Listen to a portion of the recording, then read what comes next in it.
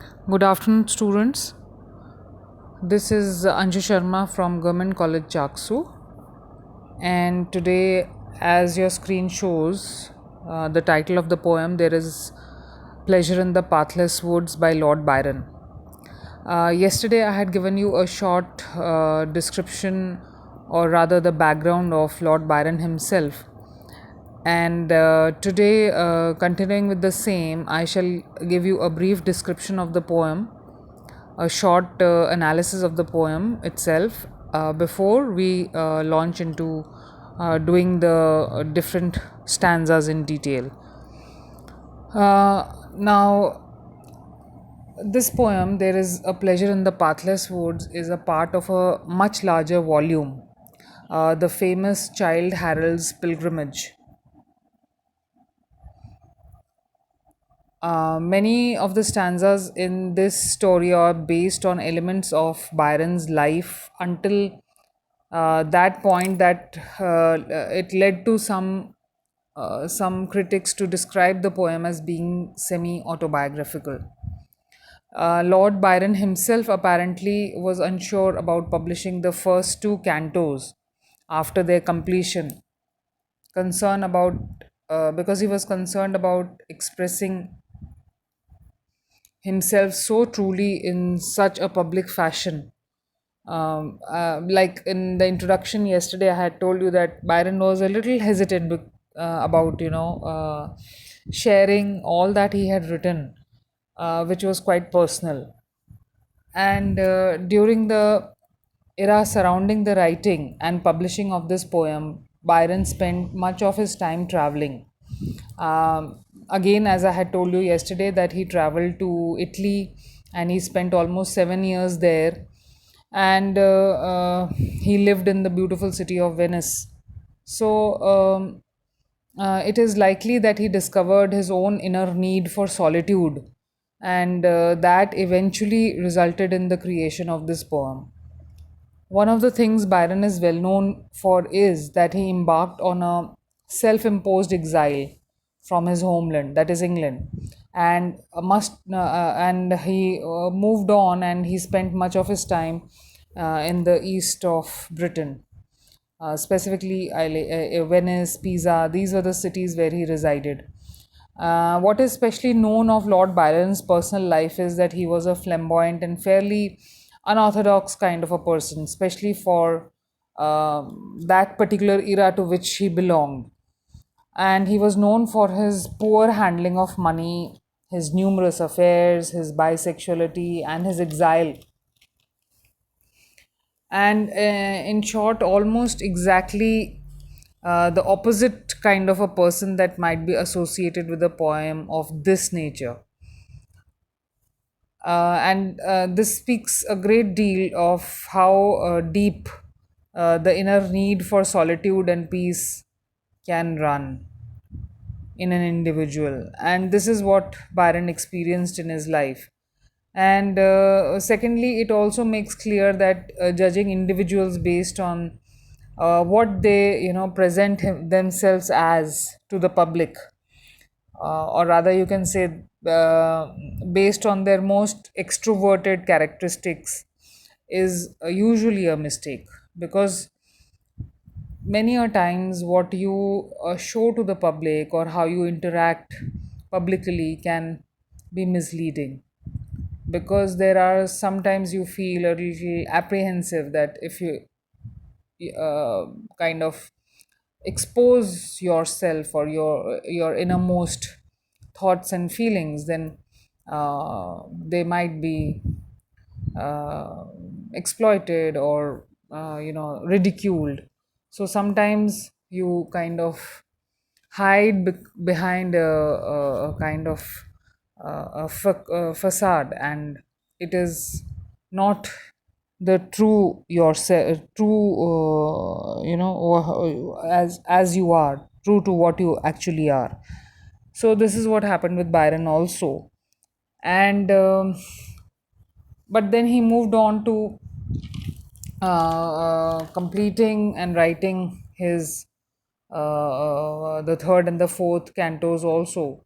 And when the fourth and the final canto of Childe Harold's Pilgrimage was published, of which this particular poem is a part of, Lord Byron included a preface that stated that at this point in the story there was little or arguably no difference between the author of the poem and its narrator. Like the narrator of the poem and the author, that is Byron himself, that there was no difference between the two. This is what he admitted to.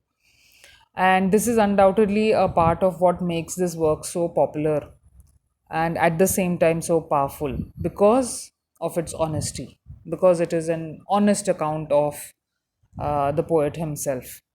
And The best poets throughout history have been usually celebrated for their notable honesty of expression in their poetry. And this is strongly encompassed, this is strongly represented throughout. There is a pleasure in the pathless woods, the stanzas which are part of the larger canto, which has the larger poem, which has four cantos in all. Uh, Now, this poem, there is Pleasure in the Pathless Woods, has nine stanzas in all, which again have nine lines each. And the rhyme scheme used is A, B, B, C, and B, C, C. I mean, those nine lines, uh, they follow this rhyme scheme. If you notice on your screens, there are the first part of the stanza. It's not the full stanza, but just the first seven lines. I'll just read them. There is pleasure in the pathless woods. There is rapture in the lonely shore. There is society where none intrudes, by the deep sea and music in its roar. I love not man the less, but nature more. So you can just, kind of get the feel of the music that this poem contains. This is the first part of the first stanza. And the meter used is iambic pentameter, and the rhyme is rima, and stanza type is tercets. And Byron has used lexical repetitions to emphasize a significant image, and he often repeated words there and I. These are the words that are often repeated throughout the poem. The title of the poem, There is Pleasure in the Pathless Woods, is derived from the first line itself, as you can see on your screens. And and it is not written as an individual poem, rather, as I have just told you, that it is part of the larger poem, Childe Harold's Pilgrimage. To say that there is pleasure in the pathless woods is to say that there is a certain kind of joy in walking the path that is not frequented by others. Pathless, that is what he's trying to, that word is, you can say, it marks the essence of the poem. Uh, the path that is not usually taken by people. Okay. There's another poem. I took the path which was tread upon lesser. I decided to take the path. I think this was Robert Frost's poem. Okay, so something like that. Here also he is talking about moving on the path that is not frequented by people, by others. And when someone is walking on a popular forest trail, then it is common to many, you know, but consciously leaving that trail which is popular for many for many people, and many people usually walk that path for a different path, for something which is less tread upon, that which is not frequently visited. Now that is a kind of a personal choice, and this indicates the desire to be alone and enjoy that solitude. Because if you are taking a path that is not frequented by people, then obviously it is going to be a solitary path. And if you are deciding to walk that solitary path, then it means that you value your solitude. You prefer to be alone rather than be surrounded by a crowd. And in the next very line, he says, I mean, the concept of rapture and loneliness are juxtaposed with one another. You know, uh, because he's using the word loneliness, which signifies a sorrowful feeling. Okay, loneliness. Now, being alone and loneliness, now these are terms which are slightly different from one another. Being alone is on your own and it is not necessarily something negative. But loneliness has a kind of a sorrowful feeling to it. Okay, but the poet finds great joy in it, and this is especially interesting, that solitude being its own society. If you notice, he is saying the lonely shore there is society where none intrudes. Okay, so juxtaposition of society with loneliness. So the idea of emptiness, of loneliness even, is being personified into pleasurable company. Please understand this. This is the crux of the whole issue. He is juxtaposing society, which usually means crowd, with loneliness. And here, this loneliness is being personified as a pleasurable company. It is being equated to society, right? And the imagery is very strong here.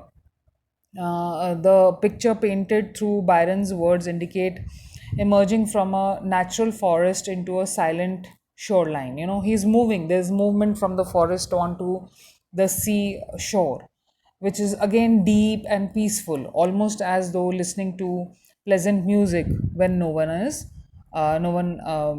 is around. And it is to be noted that humans are social by nature, and this poem isn't an expression of misanthropy or the story of an isolated or depressed individual. This is what is to be noted in the poem, because the poet does not hate humans per se, but he simply prefers the company of nature instead of humans. And there is an attempt to explain the inexplicable, and there is the comparison of moments in solitude to interviews with nature. It is more like an interaction with nature.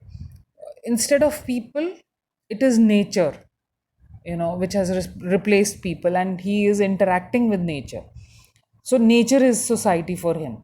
And the poet clearly states that he feels closer to the universe itself, and feels something strong, something that cannot be ignored, and something that cannot be defined either, because he very clearly says, and this is a very often quoted line, I love not man the less but nature more. So he is making it very clear that it is not, he doesn't have an aversion to human beings.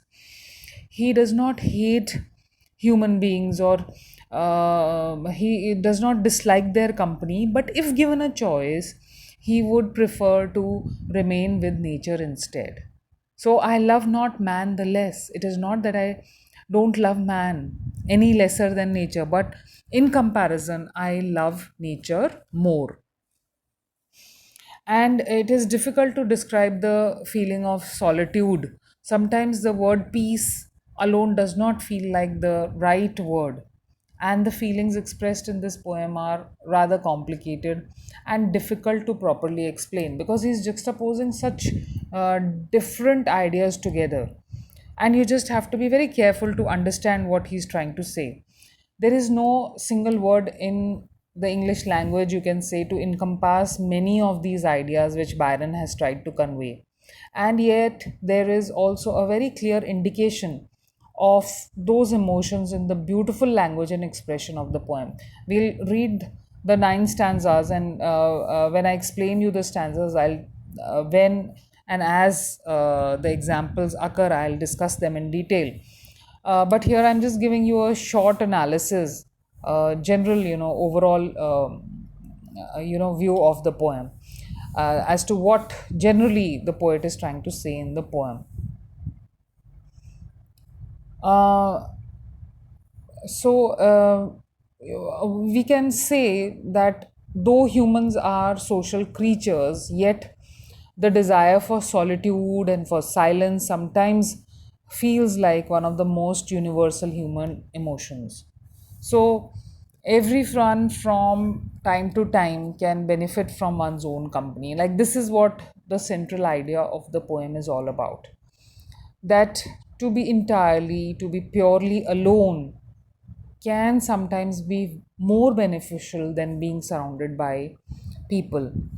And perhaps that is why, if you have noticed, that even paintings and photographs of the natural world, like right now you have a photograph before you on the screen, you will see that these this pristine beauty, and the natural world is so very popular, and very often you have so many paintings, you have so many painters drawing this beauty of nature. There are so many photographers who capture this beauty on their canvas. And this feeling of solitude is, you can say, it is universally desired in some capacity or the other. Like, for example, on this photograph itself, the photographer has given the caption that some beautiful paths cannot be discovered without getting lost. So if you have to discover something new, if you have to discover certain beauty, then you have to get lost. Now, this getting lost is not something,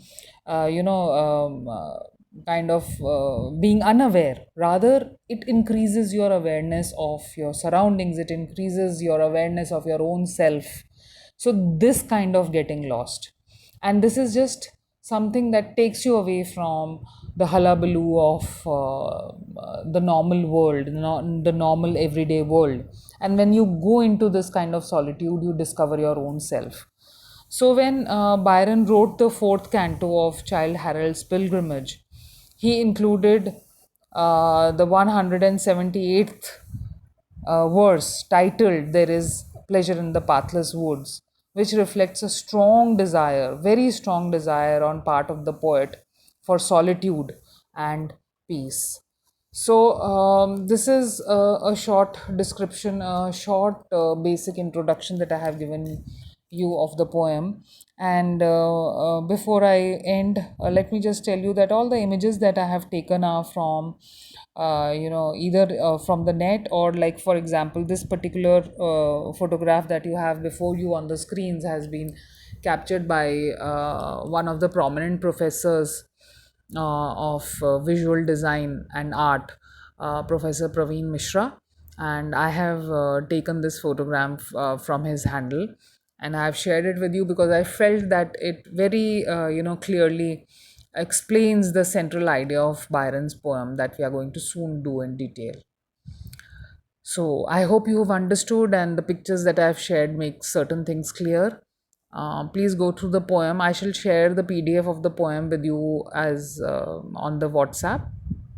Please go through the poem, and then be doing the stanzas one by one. Once again, thank you for your patient listening. Meet you soon again. Bye bye.